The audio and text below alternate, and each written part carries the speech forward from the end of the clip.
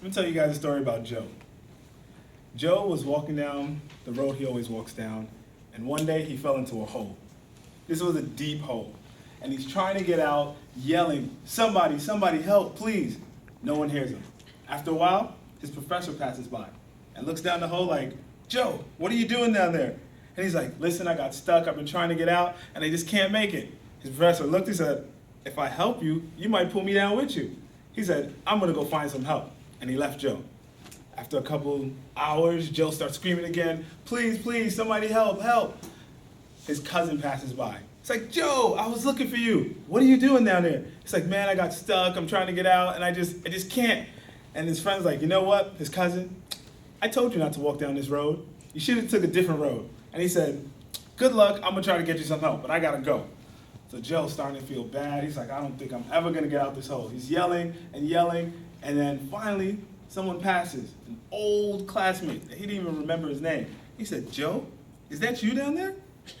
And the guy said, "Yeah, I've been stuck down here. I don't know how to get out, man. It's just crazy."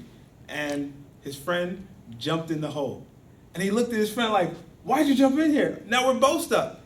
And he said, "Joe, I've been in this hole before, and I know how to get out. Let me show you." Mr. Toastmaster, fellow Toastmasters, and distinguished guests, I love jumping in holes. Let me explain to you what holes are. Holes that I've been in: bad credit, massive debt, stressful relationships, dead-end jobs, and lack of integrity. Pretty much my whole life was overcome with lassitude. And these holes I was stuck in for years, and I didn't know how to get out. And I started to really just consume myself, and I was just like, I thought this was the end for me. And I did the one thing that most of us might have admit to. I turned to where I knew I could, get some encouragement. Lotto. I said, this is going to get me out of this hole. Win 4, pick 3, mega, everything. I invested 10% of whatever I made into the lotto. And after losing over and over, thinking I almost won, no, losing, I realized that this isn't working either. How can I get out? And I came across a book. I do not read, guys. I came across this book, and the title said something, and it was, if you want more out of life, you have to become more. Now, when I first read that, I was like, what crap? Come on, you gotta work hard and fight and do all these things. What do you mean, become more? It was a personal development book. Total BS, I thought. But after I kept losing the lotto, I said, okay, let me start this investing in my personal development. Felt so yucky. So I started to try to read. Page 1, a little interesting. Page 2, and then it became book 1, book 2. Then it became workshop 1, workshop 2, seminar, webinar. I started investing at a massive level in me because I wanted more out of life. I wanted to get out these holes. And as I continued this journey of investing, months turned into years, every way I can, book, YouTube, everything, I started to look back like my credit increased. I was able to start 3 businesses. I was able to fix my relationships, able to pay off all debt, and I was able to increase my life by 10 times in just a couple years. And then I started noticing that my personal development was helping other people. And I was just like, I did not count on this. I was kind of a selfish guy. I just wanted it for myself. I just wanted more.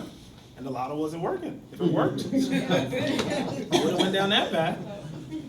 And then I was just like, this is interesting, because never did I see it coming. And I just started thinking, everybody around me started increasing, even my friends and family. And I'm just there like, this guy wrote this book so long ago, author Jim Rohn. What is he talking about? And all these other books, Think and Grow Rich, Rich Dad, Poor Dad. And most of these authors, Bob Proctor, Tony Robbins, Les Brown, I've met in real life. We've taken selfies.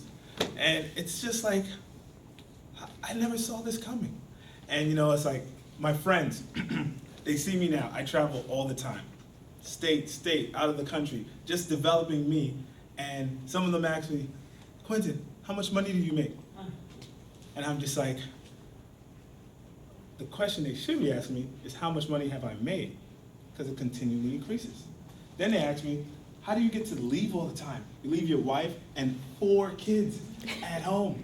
And I'm just like, what if the question you should ask me is, how can I afford to leave all the time and keep my wife and 4 kids happy and things in the fridge and lights on? Thanks to Con Edison. And it's like one question that actually boggles me sometimes. Some of my business partners, they know that I'm in Toastmasters, and I love Toastmasters and the personal development and leadership skills I learned here. They actually asked me, several people, why do you still go to Toastmasters? You talk. You already know how to talk to us. We like it. They ask you to speak different places. And come on, do you get paid to speak up here? Not really, but they've asked me to quit. They've asked me to like not come in. And I have 2 clubs that I go to. And it pisses my friends off that I go to 2 clubs Monday and Wednesday because they say if I don't, I could probably increase our profits even more. But I don't mind because they don't know where I've been and the holes that I've been in. And just by investing in me, my gift to everybody in my circle and people that I meet is getting them out of their holes. Because I meet people in debt, in bad relationships, dead-end jobs, and all these other holes. And all I do is be myself. And I could just say, hey, let me jump in that hole with you and tell you how to get out. Because I've been there.